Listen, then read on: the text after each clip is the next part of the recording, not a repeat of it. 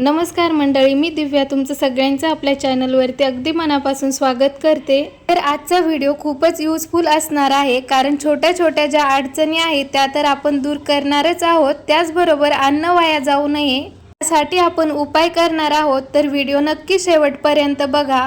तर इथे आपली पहिली टिप आहे ब्लाउज साठी। बऱ्याच वेळा आपल्याला ब्लाउज घालताना लक्षात येतं की हे खूप जास्त लूज झालेलं आहे किंवा खूप जास्त टाईट झालेलं आहे। तर ऐन वेळेस याला घरी ठीक करणं किंवा बाहेर ठीक करायला देणं हे खूप वेळ खाऊ काम होऊ शकतं। त्यासाठी मी तुम्हाला एक छोटासा उपाय सांगणार आहे, ज्यामुळे तुमचं हे काम एका सेकंदात होऊ शकतं।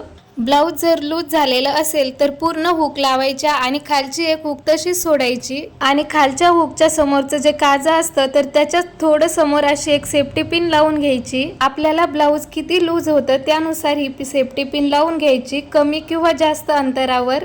आणि जर ब्लाउज वरच्या साईडने लूज झालेला असेल तर तुम्ही वरच्या साईडच्या काजाच्या समोर सुद्धा अशी सेफ्टी पिन लावू शकता। तर बघा, अशा प्रकारे जर हे ब्लाउज तुम्ही सेफ्टी पिन मध्ये अडकवलं तर हे ब्लाउज बरंच टाईट होऊ शकतं। तर बघा किती सोपा उपाय आहे, एकदा नक्की ट्राय करून बघा आणि कमेंट बॉक्स मध्ये सुद्धा सांगा की तुम्हाला हा उपाय कसा वाटला। यानंतरची आपली टिप आहे की तुम्ही पाहिलंच असेल की आजकाल बाजारामध्ये असे नवीन बटाटे आलेले आहेत आणि याचा वरचा जो भाग असतो ना तर तो खूप असा पातळ आलेला असतो आणि याचं साल काढण्यासाठी जर आपण पिलर वापरलं, जसं आपण नेहमी बटाट्याचं साल काढण्यासाठी पिलर वापरतो किंवा चाकूने जर काढलं तर आपला जो बटाटा आहे तर तो खूप असा वेस्ट जातो आणि हे साल जर असंच ठेवलं तर ते बऱ्याच जणांना आवडत नाही। तर हे साल काढण्यासाठी आपण हे असं स्क्रबर वापरणार आहोत। तर पाहू शकता हे जे स्क्रबर आहे तर आपल्याला फक्त यावरती असं चोळून घ्यायचं आहे आणि बटाट्याचा जो वरचा पूर्ण पातळ भाग आहे तो पूर्ण निघून जातो। यामुळे आपला बटाटाही वाया जात नाही आणि कमी वेळेमध्ये जास्त बटाटे साफ करून निघतात। अगदी चिप्स बनवतानाही तुम्ही अशा पद्धतीने जर बटाटे साफ केले तर ते अगदी वायाही जात नाही आणि आपलं कामही सोपं होतं। तर तुम्ही पाहू शकता यामध्ये बटाट्याचा एकही कण वाया गेलेला नाहीये, एक्स्ट्राचा जो भाग होता तोच निघून गेलेला आहे। एकदा नक्की ट्राय करून बघा। यानंतरची आपली टिप आहे बांगड्यांसाठी। बऱ्याच वेळेस या ज्या बांगड्या आहेत तर त्या आपण काम करताना समोर समोर येतात, कणिक मळताना किंवा कोणतंही काम करताना यामध्ये आपल्याला अडचण वाटते, मागे केल्या तरी त्या पुढे येत असतील। तर याला अशा पद्धतीने काटे पिन लावून पूर्ण बांगड्या मागे सरकवल्या तर त्या अजिबात समोर येत नाहीत आणि आपल्याला काम करताना काही अडचण येत नाही। ट्रिक आवडली असेल तर व्हिडिओला लाईक आणि शेअर करायला अजिबात विसरू नका। चला तर पाहूया मग यानंतरची टिप कोणती आहे। यानंतरची आपली टिप आहे नेल पेंट बद्दलची। एखादं नेल पेंट लावल्यानंतर जेव्हा आपल्याला हे नेल पेंट काढायचं असतं, जर आपल्याकडे नेल पेंट रिम्यूव्हर अवेलेबल नसेल तर आपण एक छोटासा उपाय करू शकतो। इथे मी एक दिवसाआधी नेल पेंट लावलं होतं, तर आपल्याला आता त्यावर एक दुसरं नेल पेंट लावायचं आहे आणि हे नेल पेंट वाळू न देता लगेच आपल्याला याला एका कपड्याने पुसून घ्यायचं आहे। कपड्याने पुसल्यानंतर आपण आधी लावलेलं नेल पेंट आणि आता लावलेलं नेल पेंट दोन्ही पण एकदम छान प्रकारे रिम्यूव्ह होतं। जर तुमच्याकडे एखाद्या वेळेस नेल पेंट रिम्यूव्हर नसेल तर ही पद्धत तुम्ही एकदा नक्की ट्राय करून बघा। चला तर मग आता यानंतरची टिप पाहूयात।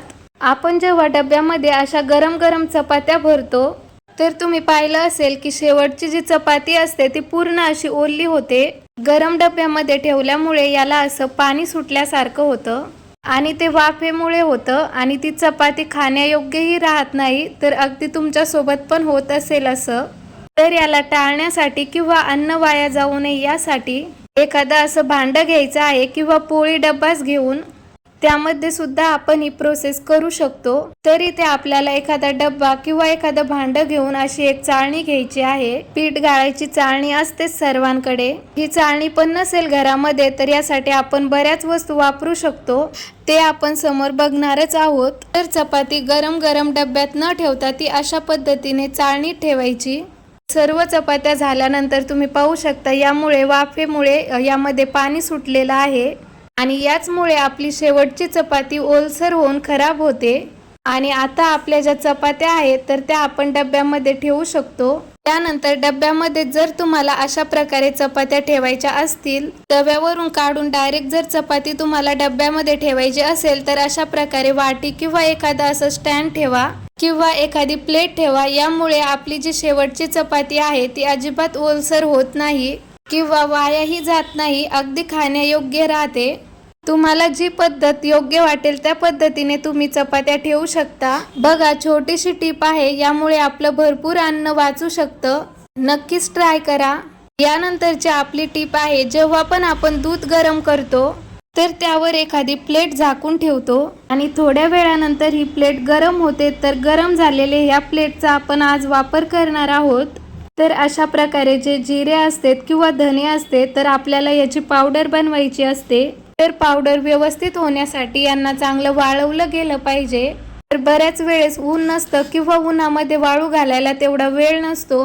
तर दूध गरम झाल्यानंतर दुधावर आपण जी प्लेट ठेवतो तर त्या प्लेटवरती आपण जिरे किंवा धने अशा पद्धतीने गरम करायला ठेवू शकतो. त्यामुळे हे खूप छान कडक होतात आणि त्यामुळे हे काम आपलं सोपं होतं. तर अशा छोट्या छोट्या गोष्टीतूनच आपले बरेच पैसे वाचतात. तर नक्कीच ट्राय करा. आणि सर्वात जास्त कोणती टिप आवडली ते मला कमेंटमध्ये सांगायला विसरू नका. व्हिडिओ आवडल्यास चॅनलला नक्की सबस्क्राईब करा.